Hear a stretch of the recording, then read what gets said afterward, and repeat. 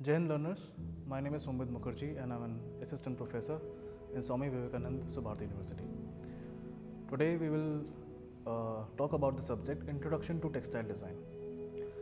So before starting this subject, I would like to introduce you to the subject textile itself. Textile is a very vast subject and it has branches like printing, dyeing, and weaving, knitting, felting, and many other things. So before starting with the subject Introduction to Textile Design, we should actually know that what are the various elements, what are the various factors that are in active to make this subject possible, to make the design possible, to make everything possible. So the topic that we will discuss today is what are the various elements of design. Now we are moving on to the first slide. Elements of design. Dyeing elements have an impact on how a piece of work is perceived, executed, and used and present in design regardless of skill, taste, or style. So what do we understand in this slide is that design elements have an impact on how a piece of work is perceived, executed, and used. There are many elements that are out there in front of us, whether it is in the form of chair, whether it is in the form of fan or tube light or our clothes, our shoes, our bag. Design element have an impact on how a piece of work is perceived, how it is used, how it is how it is helping a user, and how it is providing stability for the user. So we are moving on to the next slide. The first element is form. So out here we are seeing three shapes, that is circle, square, and triangle. And we can easily see that the circle is not properly circle, it is given a like a 3D shape with a bit of shading to give it the form of a 3D look. The next is square, and we all know that the square is equal from every side, and the triangle, that is which has three sides. So what is form? Everything poses a form in one way or another. When we talk about form, we are not talking about content of the form, but the form itself. Everything poses a form in one way or the other. So this line is very much important because everything poses a form in one way or the another. For example, when we are using a phone has a form. It has a definite form of how many inches it is, lengthwise, widthwise, how thick it is, the amount of weight it is having. Everything a phone is having is a form. The battery inside is a form, the camera lens is a form. When we are talking about our daily life, the chair we sit on, the clothes we are wearing, our house is a part of a form. The bags we are carrying is part of the form. Everything has a definite form factor. We are moving on to the next slide. Forms are three-dimensional and there are two types: geometric, that is man-made, and natural, that is organic. A digital or physical form can be measured by weight, width, and depth. A form can be created by combining shapes, and it can be enhanced by color or texture. Depending on their usage, they can also be ornate or utilitarian. So like we saw in the image, forms are three-dimensional and there are two types: geometric or natural. When we are saying about the geometric forms, it is like square, triangle, hexagon, all these kind of shapes, and you can make them into a 3D form as well by the use of any kind of medium like paper pulp or cement or clay or POP. And natural, that is organic, that is like our leaves, our flowers that are naturally available to us in front of us, like in nature. A digital or physical form can be measured by height, width, and depth. A digital or physical form can be measured by height, width and depth. Like I said before, when we are talking about our mobile phones, we can easily see the the physical form, the width, and the depth. What are things can be there, like the width, the depth can also be seen like in a well. We can see the depth, we can see the width, we can see the amount of height it is having. Okay, the form can be created by combining shapes, and it can be enhanced by color or texture. Forms are basically a surface, and enhancement can be done in any kind of surface at any point of time. So we are moving on to the next slide. For a digital design, think of form as subject you are designing for. So you are designing for a mobile device, the phone is your form. Like I said before, this slide proves it, makes it way more easier. For digital design, think of form as the object you are designing for. When we are talking about mobile phones, we are talking about the shape of mobile phones. It should be comfortable in your hand. It should have a definite form. It should not be, very heavy. It should not be very broad. It should not, you should not feel uncomfortable while using your phone. That is why the phone companies, when they are making a new phone, they keep the form factor in their mind. The designing factor, that is the main part. The whole factor is the designing factor. If you're designing for a mobile device, the phone is your form. The phone is the form factor. We are moving on to the next slide. The next element is the shape. In this image, we are seeing square, circle, triangle, and hexagon. So the next slide is, what is shape? A shape is a 2 or 3 dimensional object that stands out from a space next to it because of a defined or implied boundary. A shape can live in different areas in space and has other elements like line, color, texture, or movement. Like form, shapes come in 2 different types, geometric and organic. So when we are talking about shapes is actually linked with the forms. Okay, so in this case also, the shape comes from forms as well, and form comes from shapes as well. So they both, the contents are interlinked. A shape can live in different areas in space and have other elements like line, color, texture, or movement. Okay, so a shape can have these kind of elements into it, like that is line, color, texture, or movement. A shape can change its movement, it can have texture, it can have different kind of colors, it can have variety of lines into it applied to enhance the designing aspect of the shape. We are moving on to the next slide. Geometric shapes can be drawn using a ruler, compass, a digital instrument. They feel very precise. Like an architecture rendering, they are created in a CAD or by hand and are controlled orderly. Organic shapes are found in nature or drawn by hand. They are in the opposite of geometric and often feel natural or smooth. Now, when we are talking about the geometrical shapes, we can easily make it, by our own hand. We can make use of different kind of objects like cardboard or paper or cement or POP or any other thing like wood to create these kind of shapes. And like in architecture or engineering or in fashion, we use different kind of softwares like CAD, TokaCAD. For architecture we have like Rhino, Rabbit, and these kind of softwares are there to build many more geometrical shapes that can be transformed into something new. So the basic part is that when we are talking about geometrical shapes, we should always remember one thing, that every new design, every new form, or every new innovation of design is actually derived from a basic shape. So the shapes play a very crucial role in designing something in a new way. So there are opposite of geometric and often feel natural or smooth. So there are 2 types, like geometric and organic. Organic shapes are found in nature, like I said before. Organic shapes are like the leaves, or flowers, or trees, grass is there, there are many like insects are there, birds are there.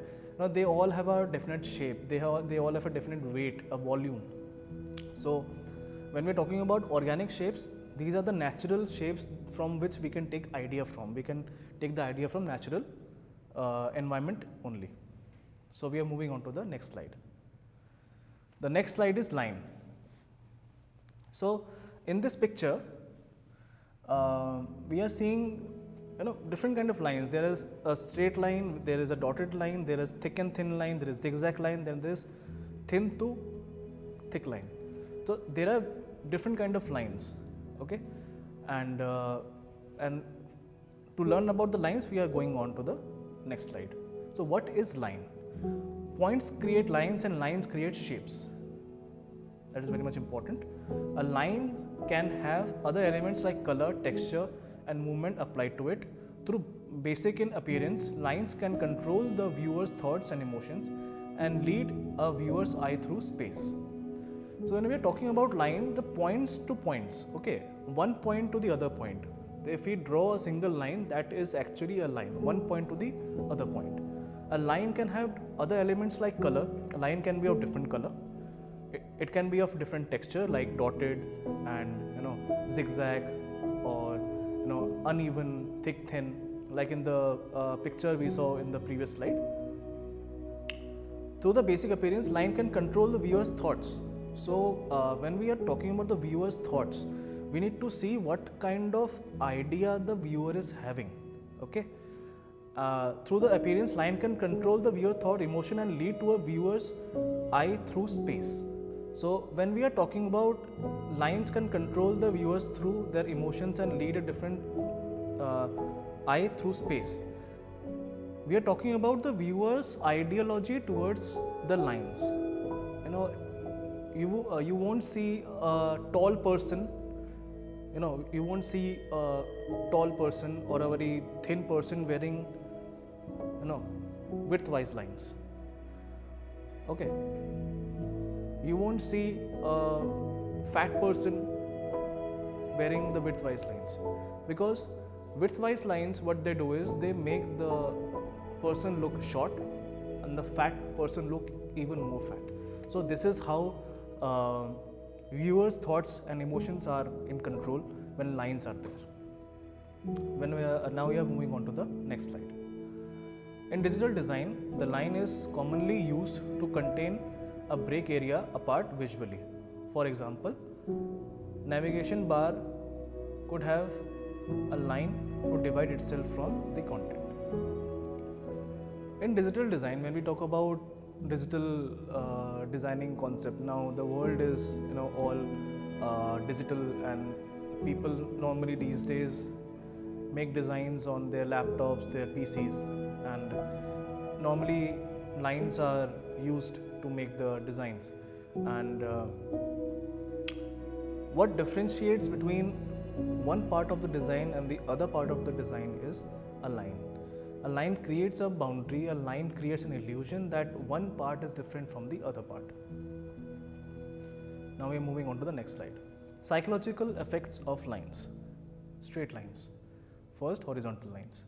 Suggested a solid, harmonious relationship with the earth and offer a sense of tranquility. Long horizontal lines can visually expand space, making rooms appear wider or longer.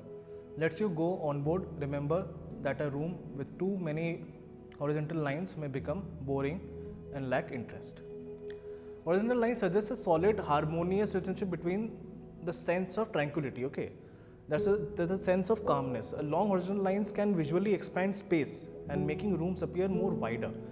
If we are using the horizontal lines like the widthwise lines, if we are seeing this on wall and you are standing on one side of the room and you are looking to the wall, you can easily have a sense that the wall is even more bigger than it is actually is. And if you are having the vertical lines, the wall looks more compressed. So what in the slide I mean to say is that the horizontal lines give more width to the space, but sometimes when we see it visually, it is sometimes boring to the normal eye. Next slide. Vertical lines. lift the eye, mind, and spirit upward. They convey strength, stability, and security. They inspire awe and trend and diminish the significance of human scale. This is why historically churches have always used vertical lines to lift your eye heavenward. The use of vertical lines tend to make interiors seem higher. They are perfect in formal designing rooms, entryway, and formal living areas. Too many vertical lines may cause feeling of uneasiness or confinement. So, in the previous slide, we discussed about the horizontal lines. Now, this one is the vertical lines. The vertical lines is the lengthwise lines. Lines are very much impactful when it comes to human eye. Okay, the stability of lines is very much important because it can actually, make you happy or make you sad. Lines has a very different kind of impact when it comes to the human mind. So when we see the vertical lines, we see like in churches or big companies, they use these vertical lines to make the room look even more bigger, more taller. The best example, like in the churches that we see, the walls are having this vertical lines, which are even more tall. The use of vertical lines tend to make interiors seem look higher. Okay, when you're having a wall that is having a straight lines upwards, your height of the room looks a bit more high, apart from the normal height. They're perfect in form of dining rooms, entryways. So when we're talking about the entryways of like halls and or malls or any kind of museum or any kind of event hall, if there are vertical lines in the sides, the entry looks more more awesome. You look more royal when you enter the room because you feel that the walls are making you look royal. Now we are moving on to the next slide. Angular lines, that means the diagonal lines, suggest movement, energy, and action. There is different something going on. Human interest is usually sustained longer than diagonal lines than with straight lines, probably due to the fact that the eye and mind are so stimulated. However, too many diagonal lines, particularly on a wall, can be overstimulating and tiresome. Diagonal lines are actually very much straightforward lines, and they don't have much impact on the normal eye, due to the fact of eye and mind are so stimulated. However, two diagonal lines are particularly on a wall, one can be more stimulating and tiresome. When we are talking about the diagonal lines does not give you a sense of stability. It gives you a sense of uneasiness, because in fact when we are looking at diagonal line, your head goes like this. When you have to see the lines like this, then only it will look straight.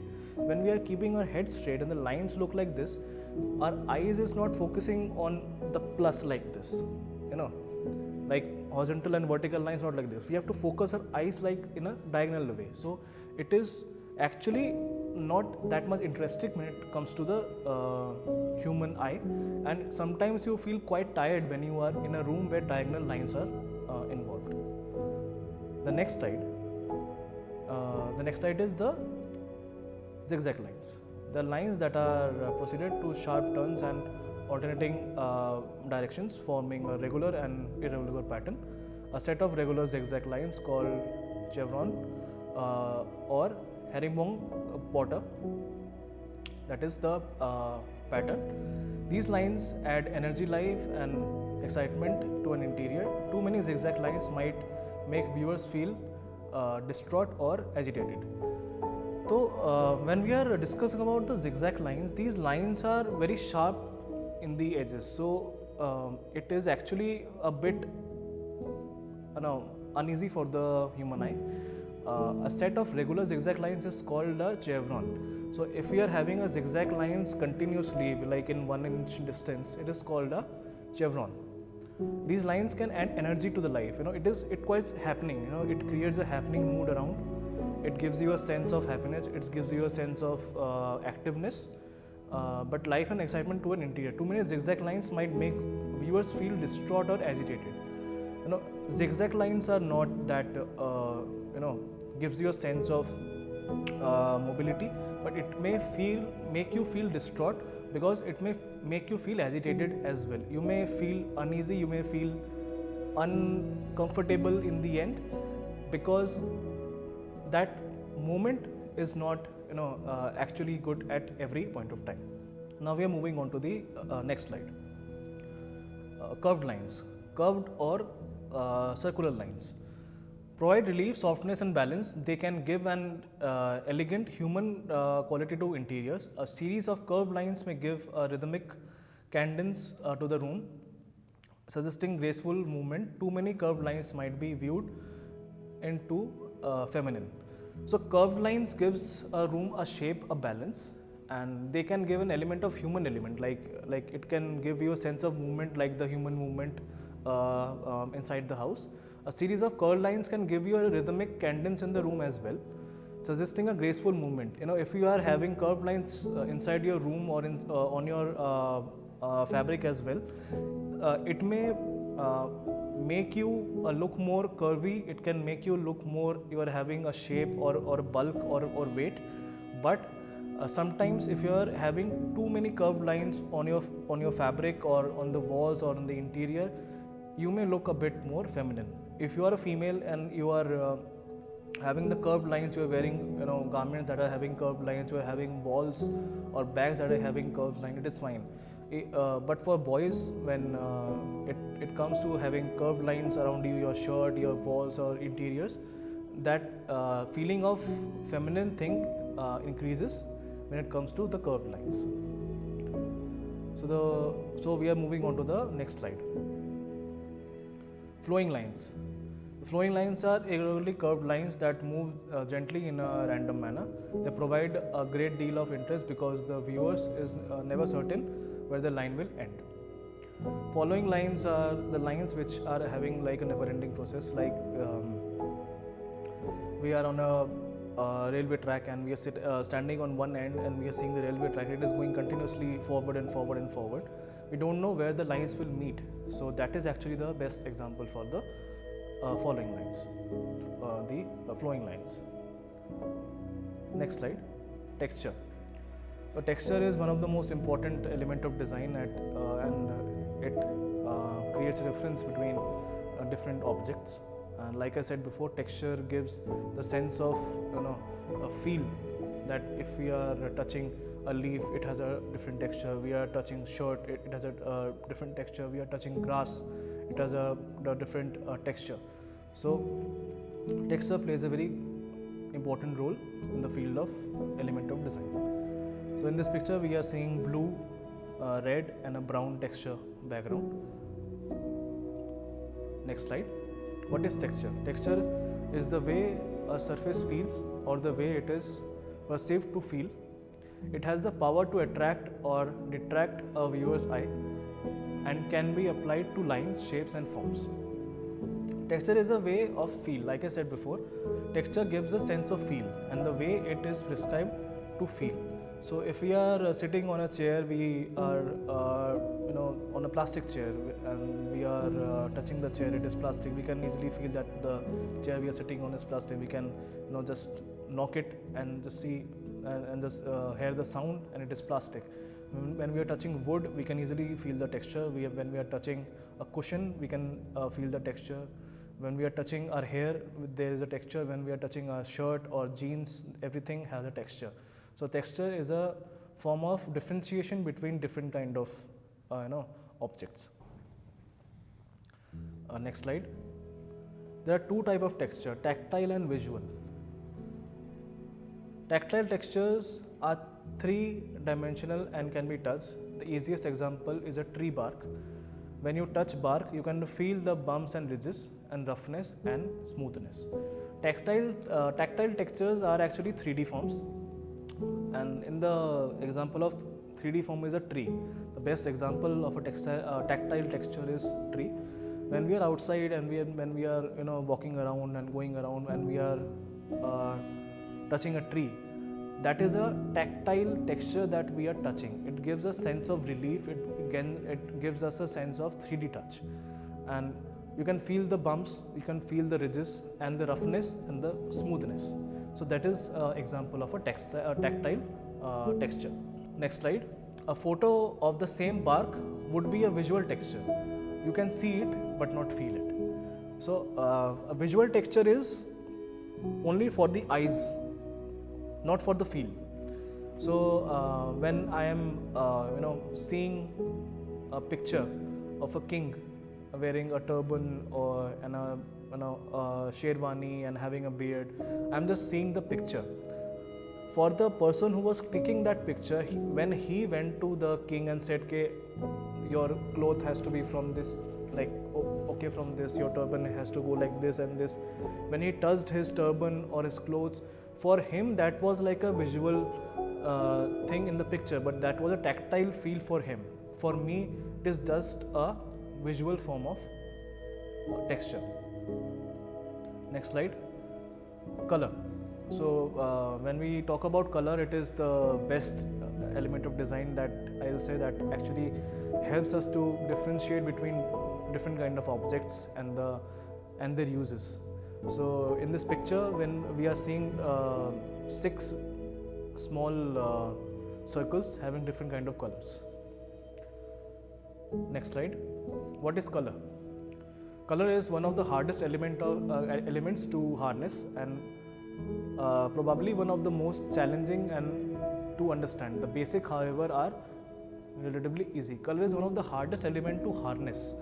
It is in the year 2021, there are more than millions and millions of colors in nature that can be extracted every day, and by adding one color onto the other just creates a new color. So it is one of the most challenging thing to understand, and when it comes to the field of textile or fashion, developing a new color is always a challenge, because we have to follow what has already happened before. So we have to do research, we have to see that these things have already happened, or these colors are about to come. So we have a forecast, we do a forecast, we see what kind of colors are actually in trend now, what kind of colors can be in trend the next year, what kind of colors can be trend in 2 years or 3 years. So we make a forecast. So colors is actually the hardest element to harness, because colors is the only thing that human eyes can see and help them to differentiate between what is what.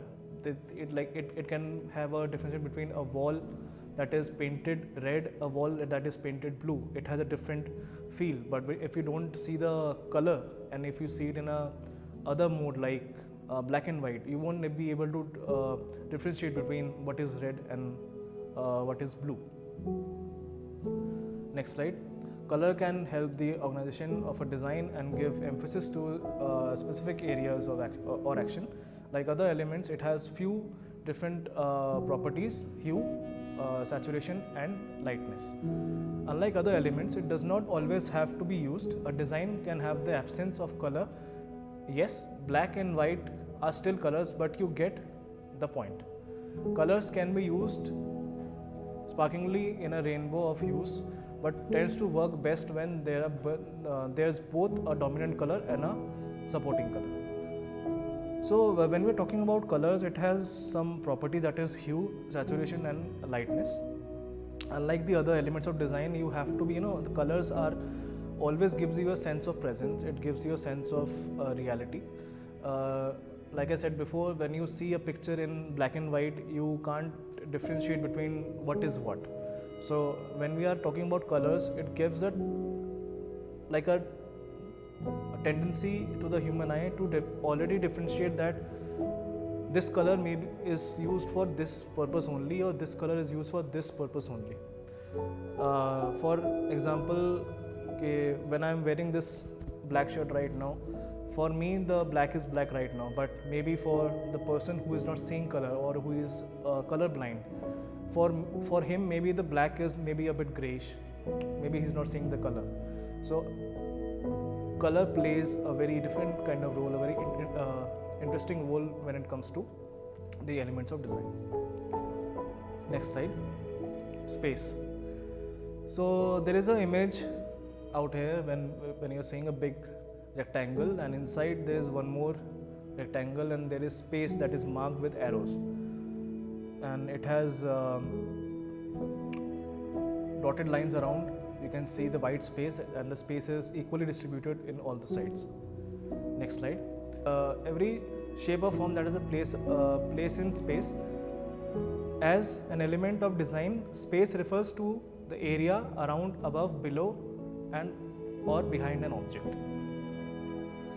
Like the space I'm standing right now, in front of me I have some space, behind me I have some space, in the sides I have some space. So this space is what we are talking about. In design also, when we are making designs, we are making prints, we are making motifs, there is a sense of space that has to be there for designs to be ethical. Design has to be ethical. If the design is congested, if lines are touching each other, then the whole paper will be black, or the whole paper will be of the color of the line. If there is space, then the design looks more ethical. Next slide. Objects in the space can occur in both 3D and 2D. Space is about to creating the illusion of 3D on a flat surface. Shadows, shading, overlapping, and sizing can help define an object space, place in space. For example, a button could have a shadow that makes you feel like it is closer to the user. Objects in space can occur both in 2D and 3D forms. So when we are looking at a wall, if a triangle is pasted or painted on a wall, it is a 2D. If it is in the form of a box and it is there on the wall, it is form of 3D. Shadows and shading helps to differentiate between the background and the foreground.